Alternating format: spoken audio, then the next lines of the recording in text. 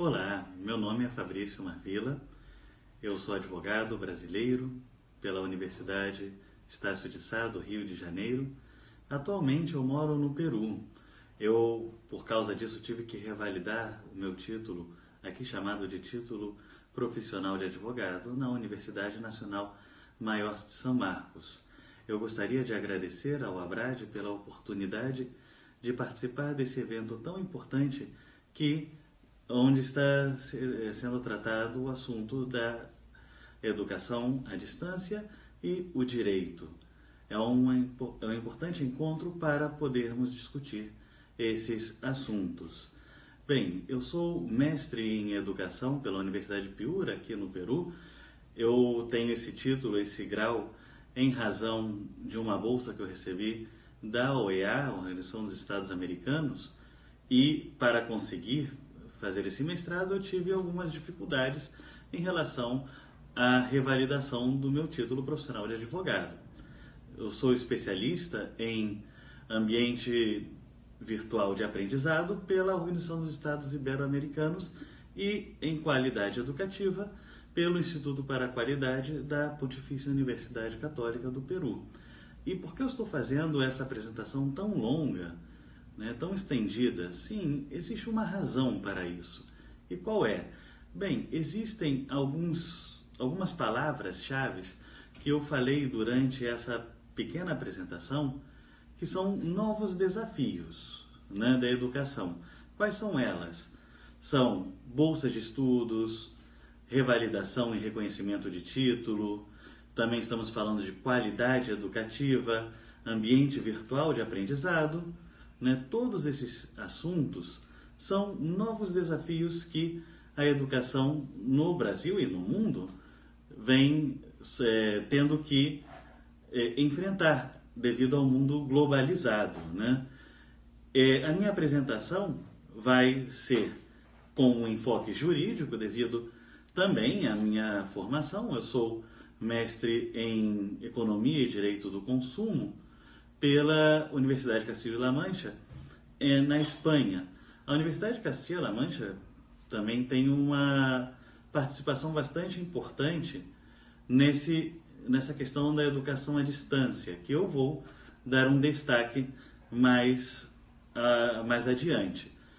Claro, como estamos falando de direito educativo, também eu vou transversalmente falar sobre temas pedagógicos que são devidos à minha formação e ao assunto que é pertinente.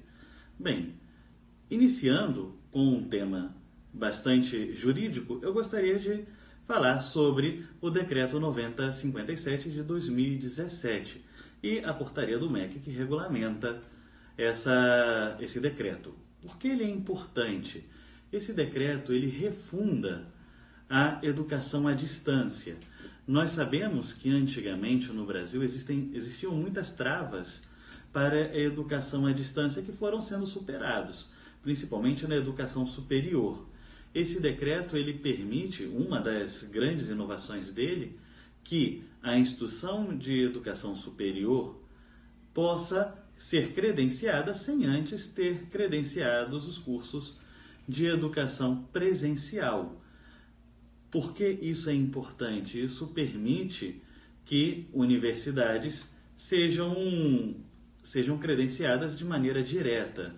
Isso vai evitar burocracia, vai evitar tempo e vai permitir que tenha um planejamento da educação para especificamente a educação à distância e não somente uma adaptação da educação presencial à educação à distância.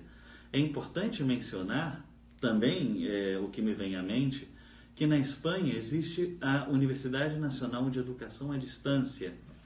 Eu não sei se vocês ouviram falar, mas essa universidade é bastante interessante porque o nome já diz, educação à distância, É uma universidade que todos os seus cursos são à distância. Geralmente, quase todo o conteúdo é à distância, poucas exceções presenciais. Quando eles são presenciais, geralmente eles são dados através de participação dos consulados e embaixadas da Espanha no país onde dá aula. Por exemplo, a Embaixada da Espanha no Brasil, né, que pode ser em Brasília, São Paulo.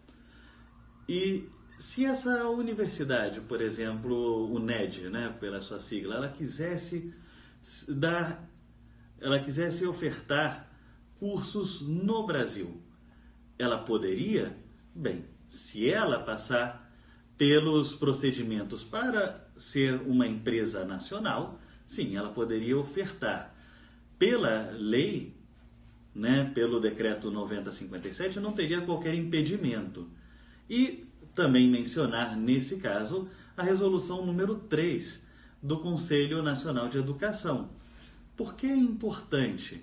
Ela fala sobre, essa resolução ela fala sobre reconhecimento e revalidação de títulos, que sempre foi um assunto bastante problemático no Brasil, porque basicamente não aconteciam as revalidações e reconhecimentos em quase todos os casos. Ela deu uma regulamentação bastante ampla, né, para a revalidação e reconhecimento baseado na qualidade desses cursos, geralmente também utilizando as avaliações que esses cursos exteriores, né, esses cursos obtidos no exterior são avaliados nos seus próprios países, através da estrutura, professores, qualidade acadêmica e também a parte administrativa. Eles são avaliados no exterior e, através dessa avaliação adequada, aqui no Brasil também se utilizaria para poder revalidar ou reconhecer.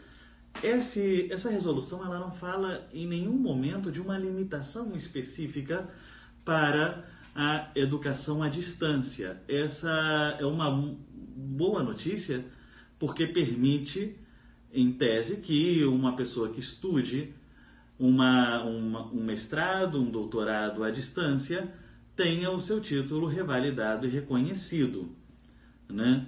Bem, entrando nessa discussão sobre a educação à distância, eu gostaria de falar de alguns mitos que acabam sendo criados no imaginário das pessoas, porque a primeira coisa que falamos quando pensamos sobre a educação à distância é que ela é totalmente à distância. Bem, vou retornar a esse assunto mais adiante. O primeiro mito que eu gostaria de falar eu chamo de o aluno relapso. O que é o aluno relapso? É aquele aluno que não acompanha adequadamente as aulas, ou que ele busca resolver tudo em um momento específico. Quer dizer, ele não lê os materiais de maneira adequada, não lê periodicamente, né? E só assume a responsabilidade para cumprir. Tiro minha nota mínima, não sei, uma nota número 6, aprovo, ou às vezes até utilizo o material, né, a famosa cola. Tenha esse medo de que na educação à distância se utilize bastante de vantagens pela própria estrutura. Só que eu gostaria de fazer uma reflexão de que na educação também presencial esses problemas existem. Na educação presencial também existe a possibilidade do aluno ele utilizar uma cola em uma prova, dele, por exemplo, não acompanhar e entregar os trabalhos na última hora, né? Todas essas possibilidades existem. O que é necessário para que isso não aconteça é que exista uma estrutura acadêmica e administrativa através de padrões de qualidade que venham garantir que esse aluno não faça isso, para que ele possa ter um aproveitamento adequado do seu estudo. Às vezes parece que eu estou indo muito para o lado pedagógico. Sim, é importante falar do lado pedagógico, mas não.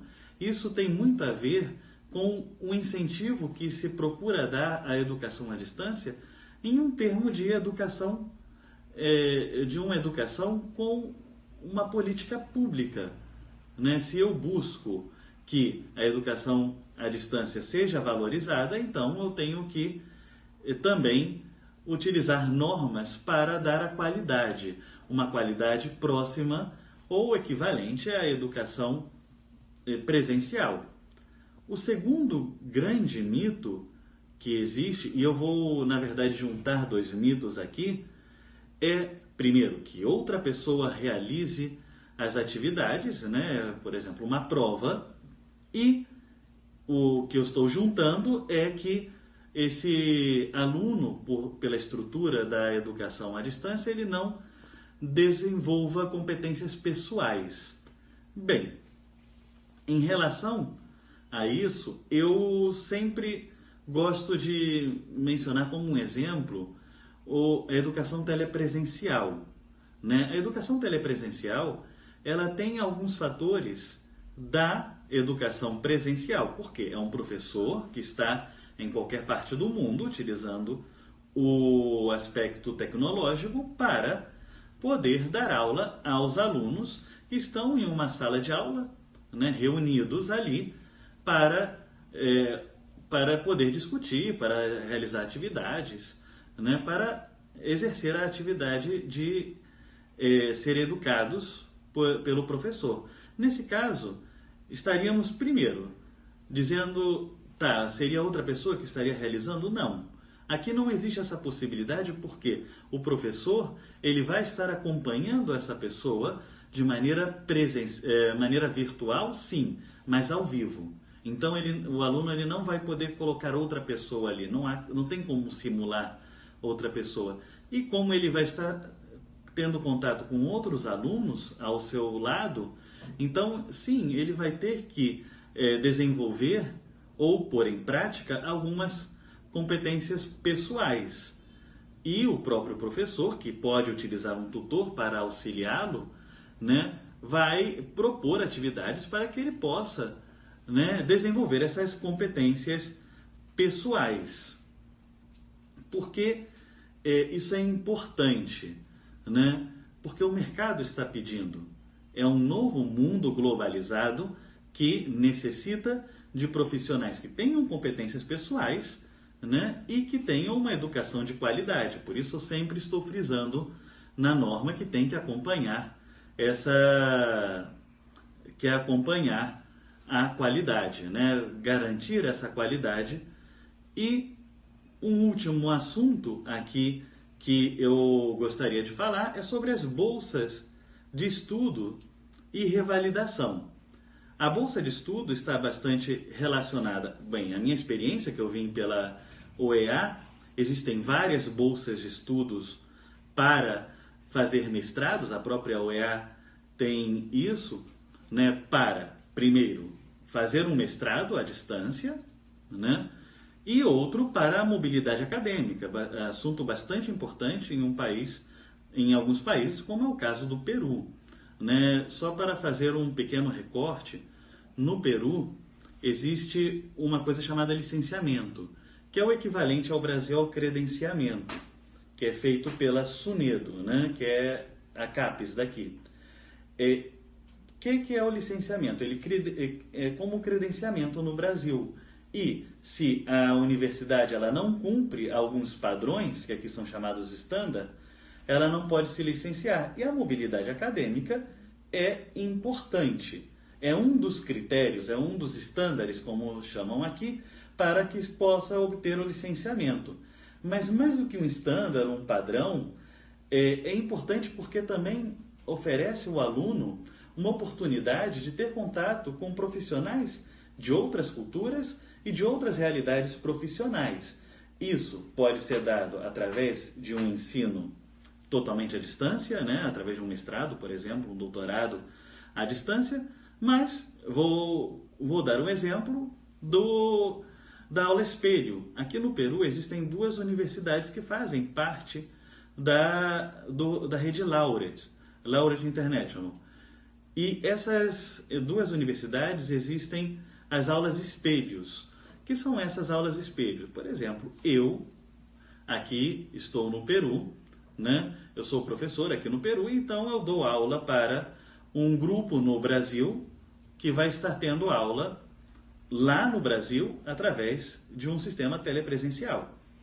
E outro professor do Brasil vai fazer o mesmo.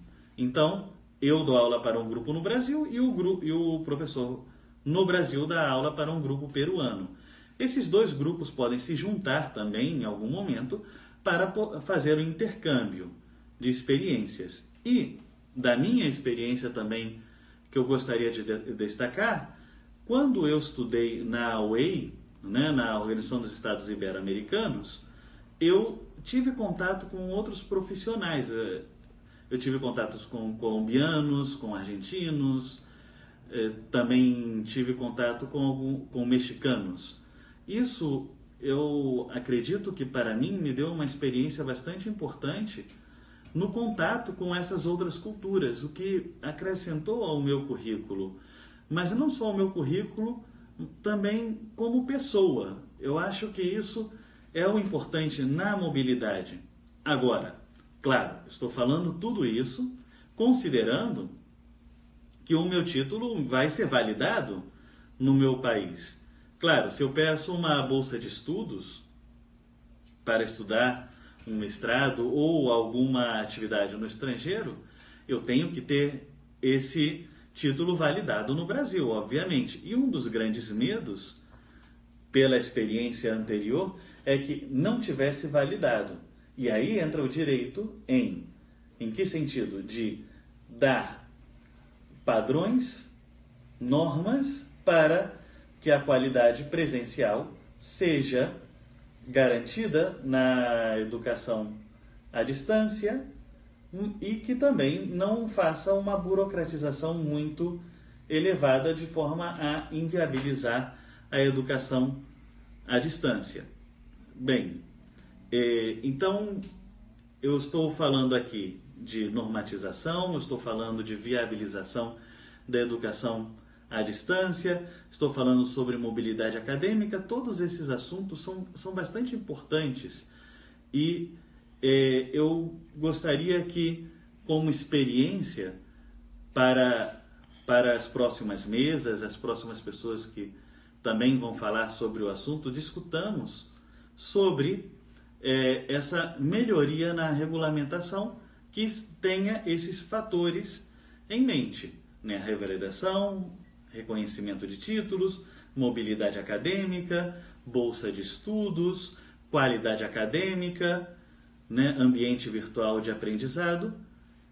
Então, esse é o assunto que eu vim trazer para vocês. Eu espero que tenha sido uma experiência prazerosa, como foi para mim. Eu agradeço ao Abrad por essa experiência e qualquer dúvida ou sugestão que vocês tenham, podem me escrever. O meu e-mail é fabriciomarvila, normal, sem ponto, sem nada, @gmail.